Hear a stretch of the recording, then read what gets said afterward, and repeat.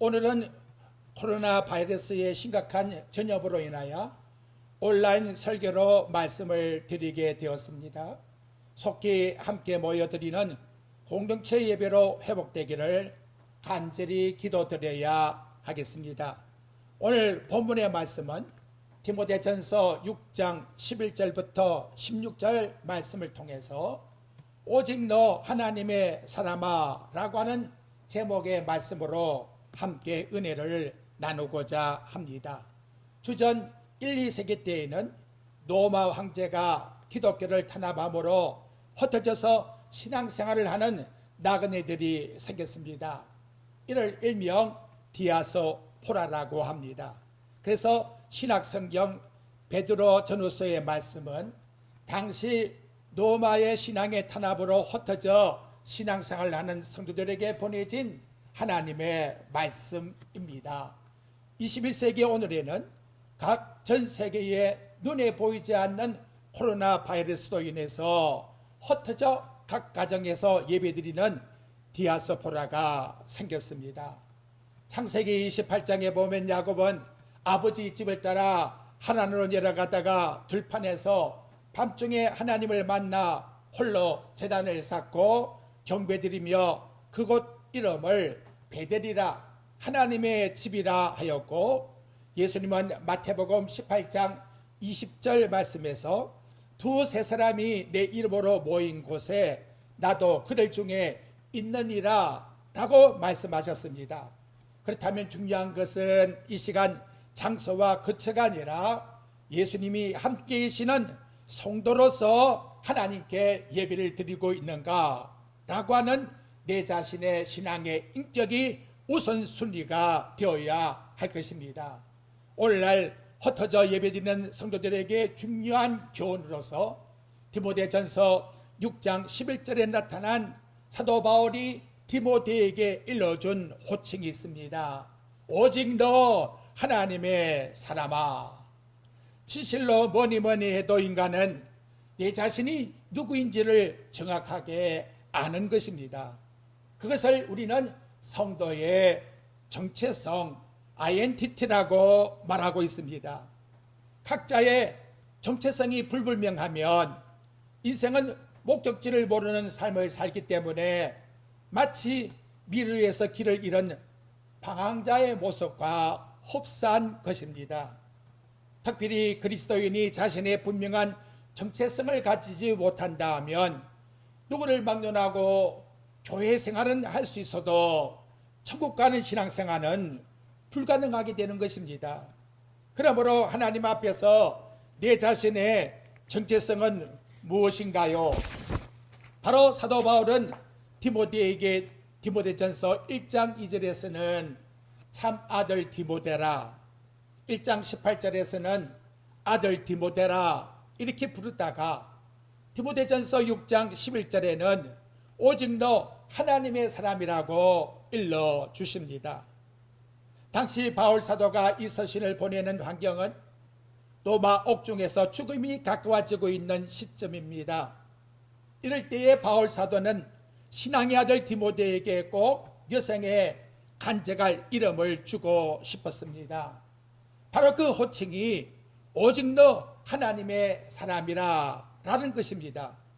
그리고 너는 하나님의 사람이라고 하는 이 칭호를 여성에 잊지 말고 살아가야 될 것을 유언적인 성격으로 일러주고 있는 것입니다. 그렇다면 너 하나님의 사람이란 어떤 의미를 우리에게 말씀해 줄까요? 첫째, 너는 하나님께 속한 자라고 하는 소속감을 잊지 말라는 것입니다.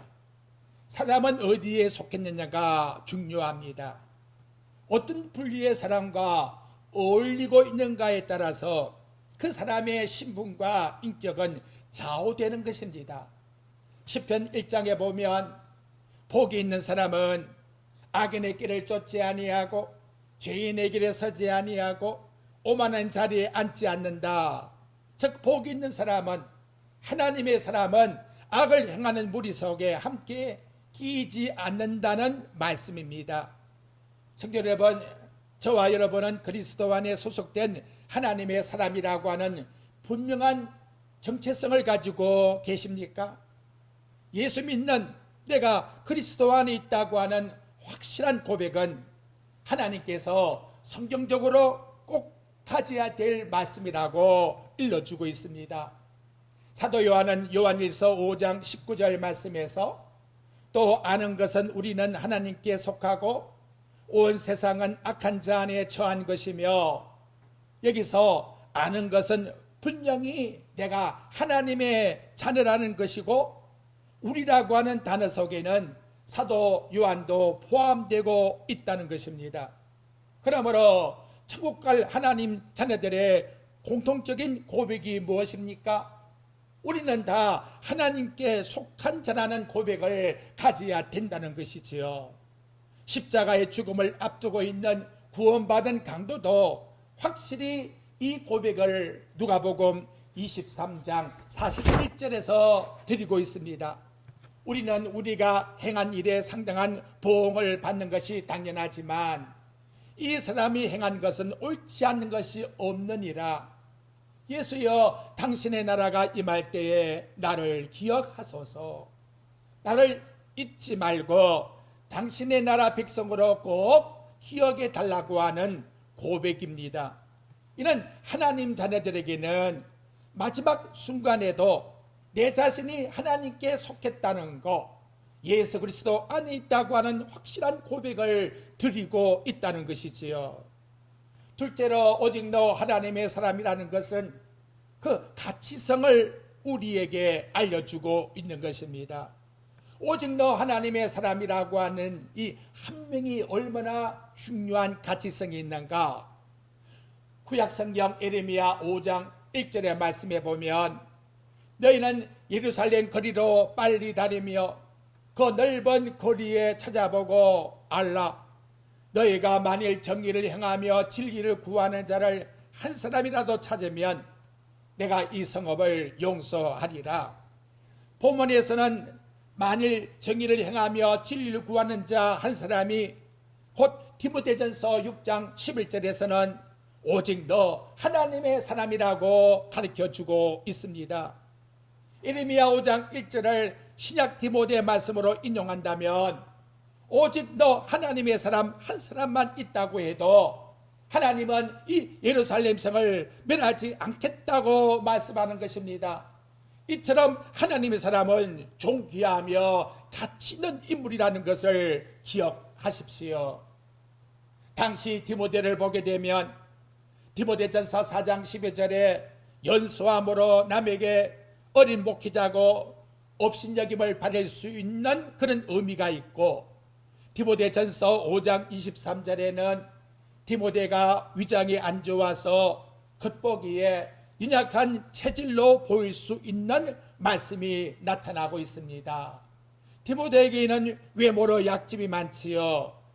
하지만 진정한 좋은 일꾼이요, 좋은 교훈을 줄 수 있는 존귀한 자는 인간의 신체의 외모양에 있는 것이 아니라 하나님이 인정해주는 오직 너 하나님의 사람이라 하는 인물이 되어야 된다는 것입니다.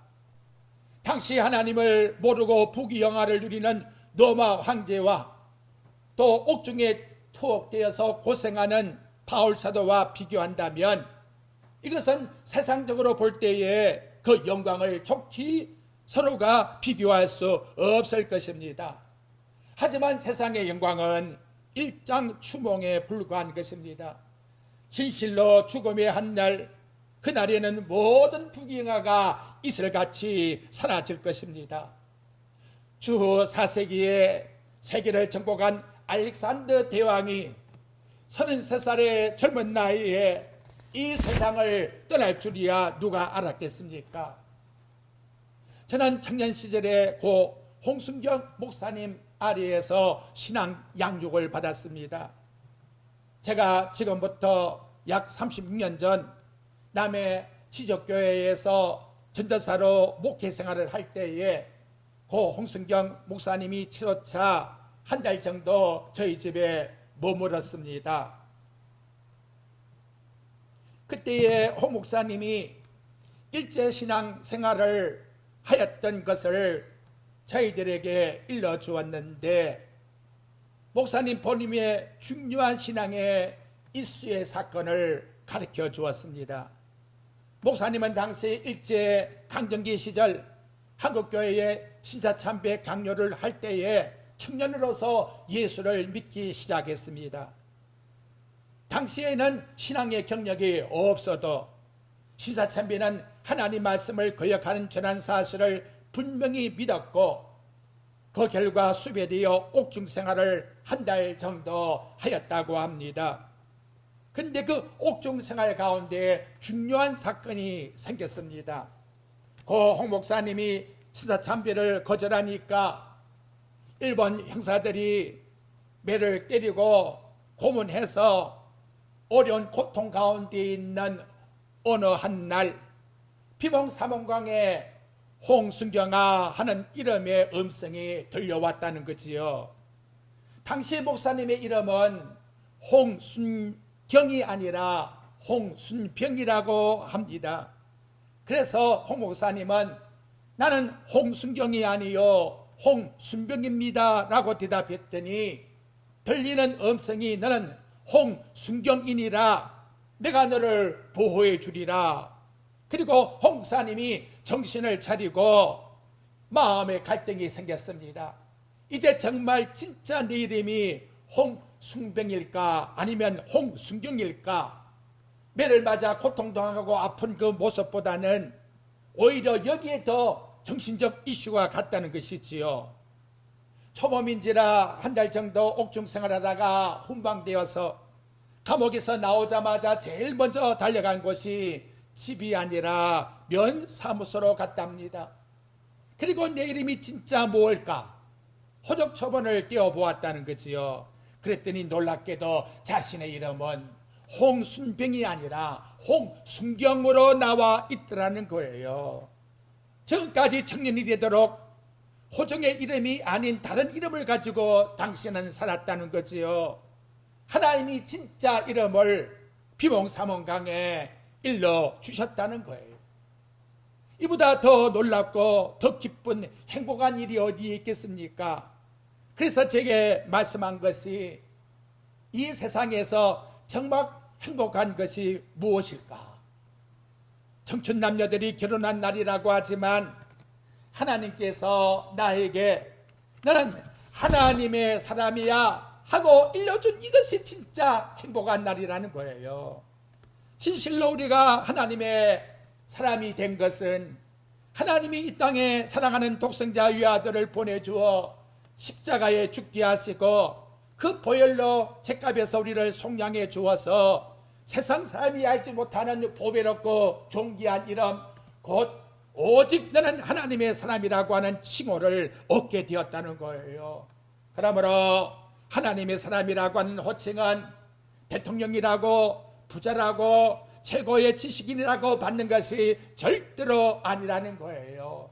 오직 하나님이 장사전에 택하여 주신 자에게만 주시는 칭호의 이름이라는 거. 비록 이 시간 온라인으로 예배하고 있지만 진실로 중요한 것은 내가 하나님의 사람이라고 하는 칭호를 받았다는 거. 21세기에 생각지도 못했던 코로나 바이러스로 인하여 흩어져 살아가는 이와 같은 신앙의 디아스포라라고 하는 모습이지만, 진실로 내가 하나님 앞에 너는 곧 하나님의 사람이라 라고 하는 존귀한 이름을 내가 받고 있다는 이 사실을 절대로 잊지 말고 살아가시기를 주님의 이름으로 축복드립니다.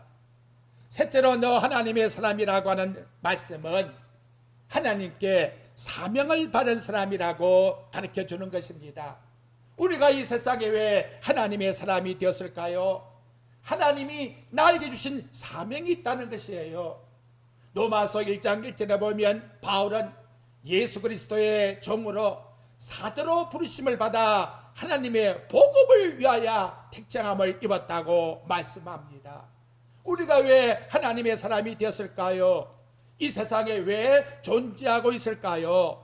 하나님이 이 땅에 하나님의 일을 위하여 해야 될 사명이 나에게 있기 때문에 나를 이 시간도 존재하게 만들고 있다는 거예요. 지난 주일 우리는 사사기의 말씀을 통해서 보았습니다.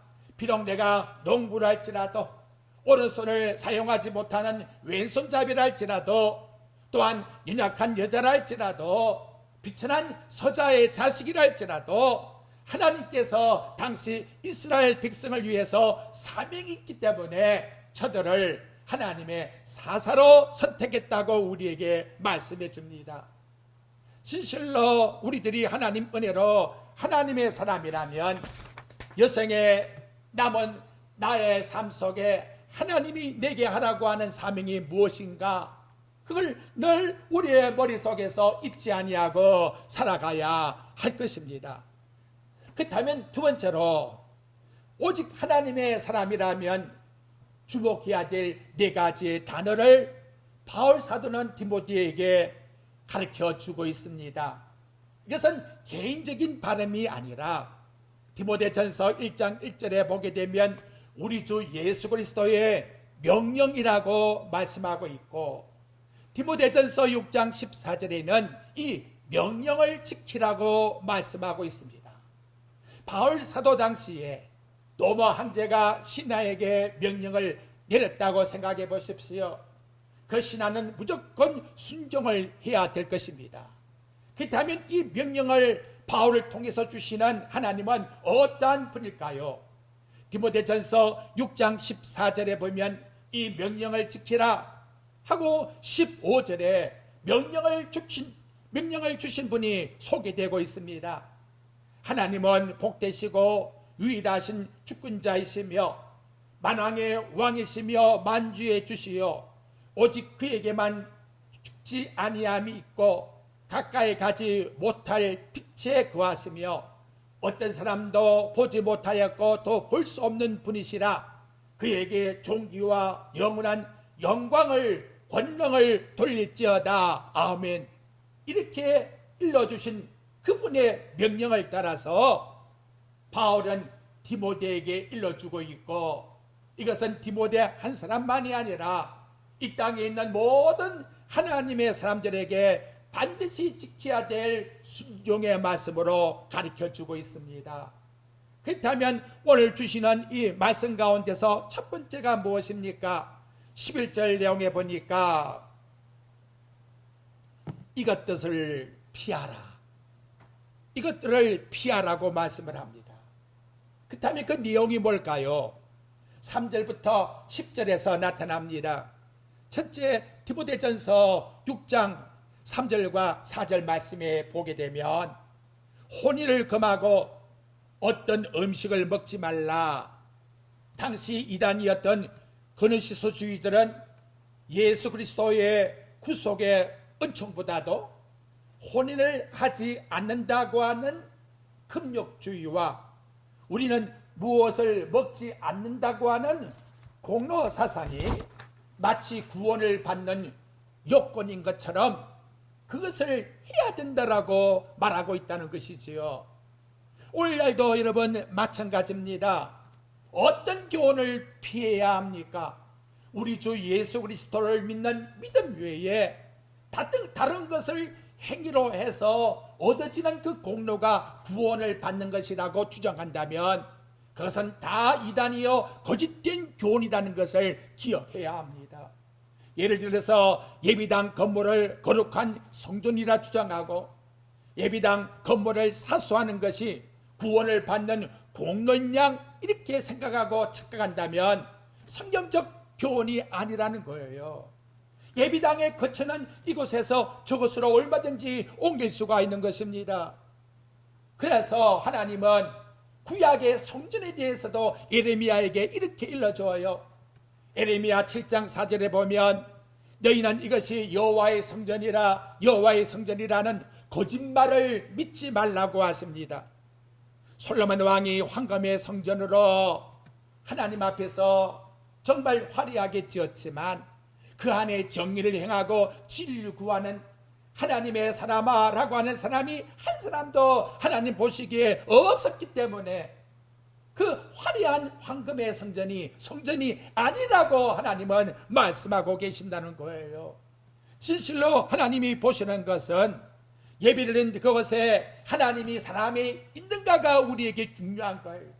하나님의 사람이 있는 그곳에 하나님이 함께 하시고, 하나님이 사람이 있는 그곳에 하나님은 그들을 통해서 예배를 받으신다고 우리에게 말씀해 주고 있다는 거예요. 그리고 신약시대에는 성전이란 이름 자체가 없는 것입니다.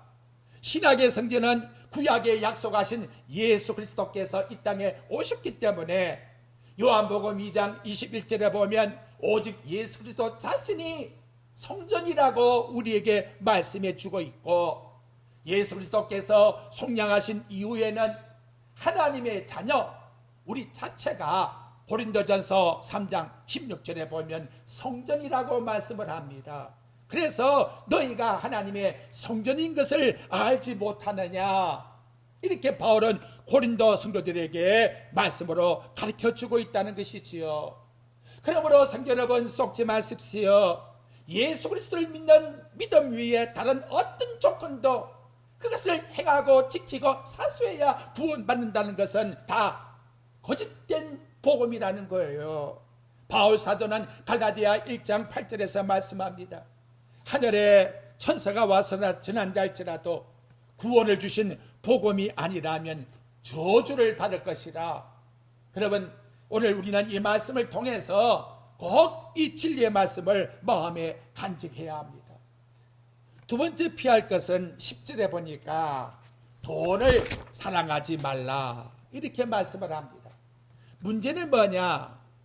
돈의 양이 아니라 돈 자체를 사랑하는 마음, 그것이 잘못되었다는 거예요. 그리스도인이 부자가 되는 것은 죄라고 절대로 성경이 말하지 않습니다. 놀라운 것은 여러분, 이 디모데전서 5장 6장 18절에 나오는 말씀의 내용을 보게 되면 바울은 디모데에게 이런 목사 되기를 원한다라고 말합니다. 선을 행하고 선한 사업을 많이 하는 목사, 그리고 나눠주기를 좋아하는 목사, 그리고 너그러운 자로서 살아가는 목사님의 성품을 가지라 라고 이렇게 성경은 말씀해 주고 있다는 것입니다. 이걸 통해서 보면 목사는 못 살아야 신앙이 좋은 것이다, 그것은 절대로 성경이 말씀하는 교훈이 아니라는 거예요. 못 사는 것이 예수를 잘 믿는 조건이 아니라는 거예요. 오히려 여러분, 여기 17절 말씀의 후반절 말씀의 내용에 보게 되면 모든 걸 후히 주사 누리게 하시는 하나님께, 모든 것을 후히 주시고 누리게 하시는 하나님이 우리에게 복을 주어서 목사를 할지라도 참 오직 하나님의 사람들은 선을 행하고 선한 사업을 많이 하고 나눠주기를 좋아하고 너그러운 성품을 가지는 이러한 삶을 살아가라고 교훈해 주고 있다는 거예요. 이렇게 행하면 19절에 보니 이것이 장래의 자기를 위하여 좋은 틀을 쌓아 참된 생명을 취하는 것입니다 라고 이렇게 우리에게 말씀해 주는 것입니다. 그렇다면 피할 것이 뭘까요? 디모데전서 6장 9절과 10절의 말씀에 보게 되면 내용이 나오지요. 부하려 하는 자들은 시험과 올무와 여러 가지 어리석고 해로운 욕심에 떨어지나니 곧 사람으로 파멸과 멸망에 빠지게 하는 것이니라. 돈을 사랑함이 일만하게 뿌리가 되나니 이것을 탐내는 자들은 미혹을 받아 믿음에서 떠나 많은 근심으로서 자기를 찔렀도다 라고 이와 같이 말씀합니다. 그러므로 오직 하나님의 사람이 가져야 할 것은 내 마음에 자족하는 신앙을 가져야 된다는 것을 우리에게 나타내주고 있다는 것입니다. 다음 두 번째 드리고 싶은 말씀은 따르라. 11절 내용에 보면 6가지 따르라고 하는 교훈이 나와요. 첫째로 어를 따르라. 어라는 것은 하나님과 우리 사이의 관계를 말하는 거예요. 신앙의 모든 행동의 지침은 내 마음, 내 생각이 기준이 아니라 하나님의 말씀이 기준이 되어야 된다는 거예요. 로마서 12장 2절에 보면 너희는 이 세대를 본받지 말고 오직 마음을 새롭게 함으로 비난을 받아 하나님의 선하시고 기뻐하시고 온전한 뜻이 무엇인지 분별하도록 해라. 주님이 겟세마네 동산에서 기도한 같이 내 뜻대로 마옵시고 아버지 뜻대로 마음을 정해서 살아가는 삶, 이걸 어를 따르라고 첫째로 말씀합니다. 두 번째 따를 것은 경건입니다. 바로 하나님의 아들 예수 그리스도를 닮는 훈련의 생활을 살아가라는 것이지요. 죄인된 우리의 성품을 가지고 오직 너 하나님의 사람이라고 칭호는 받고 있지만 아직도 내 마음속에는 죄성이 남아있다는 거예요. 그 죄성을 어떻게 변화시켜야 내가 경건의 생활로 살아갈 수 있을까요? 인간의 의지와 결심을 가지고는 도저히 할 수 없는 것입니다. 그래서 바울은 디도서 2장 11절부터 13절 말씀에 모든 사람들에게 구원을 주시는 하나님의 은혜가 나타나 우리를 양육하시되 경건치 않는 것과 이 세상의 직력을 버리고 신중함과 의로움과 경건함으로 이 세상에 살고 복스러운 소망과 우리의 크신 하나님 구주 예수 그리스도의 영광이 나타나심을 기다리게 하셨으니, 그래서 모든 사람에게 구원을 주시는 하나님의 은혜로 말미암아 나와 여러분을 경건으로 훈련시키신다고 성경은 말씀해 줍니다. 세 번째는 믿음을 따르라고 말씀합니다. 로마서 1장 17절에 보면 복음은 하나님의 의가 나타나서 믿음으로 믿음에 이르게 하나니, 믿음으로 라고 하는 소유를 가졌다 하면 믿음에 이르게 한다라고 하는 방향을 우리들에게 제시해 주고 있다는 것이지요. 그러므로 믿음 생활이라는 것은 멈춤이 아니라 계속 진행되어 나아가는 삶이라는 것을 나와 여러분들에게 가르쳐 주고 있습니다. 오늘날 코로나 바이러스로 인하여 여러 가지 어려운 환경 속에 경제 생활을 하고 있지만 우리에게 정말 중요한 것은 나에게 세상에 알지 못하는 보배의 믿음을 주셨기 때문에 이 소망을 가지고서 언제든지 지속적으로 믿음을 보존해서 믿음으로 생활 나가는 것이 중요하다는 것이지요. 그래서 하나님은 하박국 선지자에게 하박국 2장 4절 말씀에 보면 의인은 오직 믿음으로 말미암아 산다고 일러줍니다. 네 번째로는 사랑을 따르라고 합니다. 그리스도께서 인간으로 오셔서 마지막까지 보여준 것이 바로 하나님의 사랑을 우리에게 보여준 것이지요. 마지막 십자가상에서도 아버지여 저들은 알지 못하니 저들의 죄를 용서해 달라고 희생적인 마지막 물 한 방울 피 한 방울까지도 흘리면서 사랑을 보여주었다는 것이지요.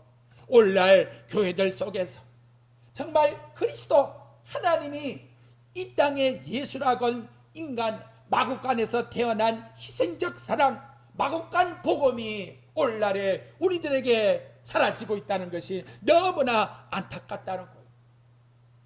홍수가 나게 되면 물이 넘쳐요. 하지만 실상 마실 물은 귀한 것처럼 오늘날 온통 사랑의 소리는 범람하고 있지만 진실로 그리스도의 참된 사랑이 찾기가 어려운 시대를 맞이했다는 것입니다. 다섯 번째로는 인내를 따르라고 합니다. 어떠한 역경과 고난이 있다 할지라도 낙심하거나 좌절되지 말고 인내심을 가지고 나아가라는 거예요. 이 인내가 왜 중요하냐? 야고보서 1장 4절에 보니까 인내를 온전히 이루라. 이는 너희로 온전하여 구비하여 조금도 부족함이 없게 하려 함이라. 그래서 여러분, 인내라는 것은 우리로 하나님의 사람이라고 하는 캐릭터, 품격을 만들어내어 주어 가기 때문에 마치 불 속에 들어가야 금이 더 순수한 금이 되는 것처럼 이 땅에 우리는 인내라고 하는 것을 고난 속에서 견뎌나갈 때에 우리의 품격은 바로 하나님의 아들의 모습에 참된 모습을 드러낼 수가 있는 필수 과정이라고 나타내주고 있습니다. 그 다음에는 온유함을 따르라고 말씀합니다. 다른 사람들에게 너그럽게 이해해주고 포용해주는 마음을 가지라는 거예요. 내가 하나님의 사람이라 할 것 같으면 내 자신만 가지고 생각지 말고 남이 어떻게 생각할까라고 하는 이유와 포용심을 가지라고 말씀합니다. 예수님 보십시오. 하나님이신데도 인간을 생각하고 낮아지신 것이에요. 그리고 마음을 비웠습니다. 그리고 나아가서 그는 제자들의 발을 씻어주는 희생적 그와 같은 헌신을 하였다는 것이지요. 복음이라는 것은 내가 살고 남이 죽는 게 아니에요. 내가 죽고 형제를 살리는 것이 곧 온유함이요 십자가의 정신이요 하나님 아들이 이 땅에 오신 목적이라고 우리에게 말씀해 주고 있다는 것입니다.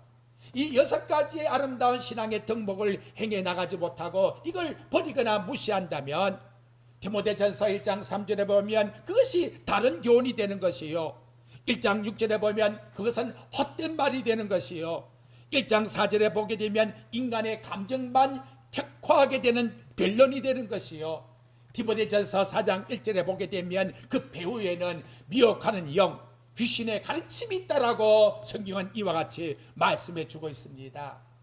다음으로 여러분, 큰 세 번째로는 12절에 보니까 믿음의 선한 싸움을 싸우라. 선한 싸움을 싸우라고 하는 적극적인 신앙을 우리에게 교훈해 주고 있습니다. 계속 우리가 싸워 나가야 될 것이 무엇일까요? 그것은 여러분, 내가 내 자아와 싸워야 된다는 거예요. 내 마음속에 들어오는 욕심, 탐심, 거짓된 것, 이 세상에 속한 내 자아를 위해서 살게 만들고 있는 이 악한 영들의 미혹과 나는 신앙으로 싸워서 나가야 된다는 거예요. 그 다음에는 또 하나가 악한 영들과의 싸움이라고 에베소 6장 12절에서 말씀합니다. 우리의 실험은 혈과 육에 속한 것이 아니요 정사와 권세와 어두운 세상 주관자들과 하늘에 있는 악의 영들에 대함이라고 말씀합니다. 마귀는 우리보다 강한 존재예요. 우는 사자와 같이 우리를 삼키려고 때로는 달콤한 것으로 언제든지 유혹할 수가 있는 것입니다. 이러한 사탄의 공격에서 날마다 우리는 싸워서 나가야 된다라고 우리에게 말씀해 주고 있다는 것이에요. 마지막 네 번째는 취하라고 합니다. 12절 중반절에 보니까 영생을 취하라. 이를 위하여 내가 부르심을 받았고, 영생을 취한다는 것은 인간의 노력과 능력으로 영생을 가지라 그런 의미가 아니라 영생을 취한다, take a hold라고 영생을 꽉 붙잡아라 이런 의미를 우리에게 말씀해 주고 있습니다. 하나님이 우리에게 예수 믿게 하여 영생을 주었으니 그 영생의 삶을 이제는 누리면서 살아가라고 말씀하고 있다는 것이지요. 우리는 하늘나라의 시민권을 가진 사람들입니다. 그러므로 우리는 하나님 나라 백성답게 이 땅 위에서 영생을 누리면서 이 영생을 붙잡고 나아가야 된다는 것이에요. 눈에 보이는 것에 집착할 것이 아니라 하나님 나라의 믿음을 가지고 하루하루가 내게는 마지막 죽음의 마지막 날이라고 생각하고 모든 생활 속에 껴있어서 주님 주신 영생을 꽉 붙잡고 나아가는 삶을 살아가라고 우리에게 말씀을 통해서 나타내주고 있다는 것입니다. 오늘 주신 말씀에 결론을 맺고자 합니다. 하나님의 사람의 눈길에는 천국의 소망이 있지 않습니까? 하나님의 사람의 손길에는 희생적 헌신이 있지 않습니까? 하나님 사람의 마음에는 주님이 계신 천국이며 하나님 사람의 발걸음은 가는 곳마다 복음의 향기를 드러내는 것입니다. 하나님의 사랑은 세상의 가장 아름다운 이름이요 존귀한 이름이요 보배라는 것을 절대로 놓치지 마십시오. 또한 이 땅에서 영원한 천국으로 들어갈 수 있는 그 이름은 곧 너는 하나님의 사람이라고 하는 이 이름을 가진 자만이 영원한 천국으로 들어갈 수가 있다는 것입니다. 이 귀하고 흉기한 이름을 바울은 로마 옥정에서 마지막 디모데에게 바로 이 존귀한 이름을 여생에 잃지 말라고 이렇게 당부하고 일러주었다면 그것은 곧 하나님이 코로나 바이러스로 인하여 어려운 가운데 있는 우리들에게도 이 마지막 말씀으로 명심시키고 있다는 것을 기억하시고, 우리의 모든 생활이 존귀한 이름을 가지고 우리 하나님의 영광을 위해서 이 어려운 시절에 어느 곳에 가든지 나는 오직 하나님의 사람이라고 하는 이 이름을 가지고 세상을 이겨나가는, 예수 그리스도의 믿는 믿음 속에서 승리하는 하나님의 자녀들이 꼭 되시기를 주님의 이름으로 축복드립니다. 아멘.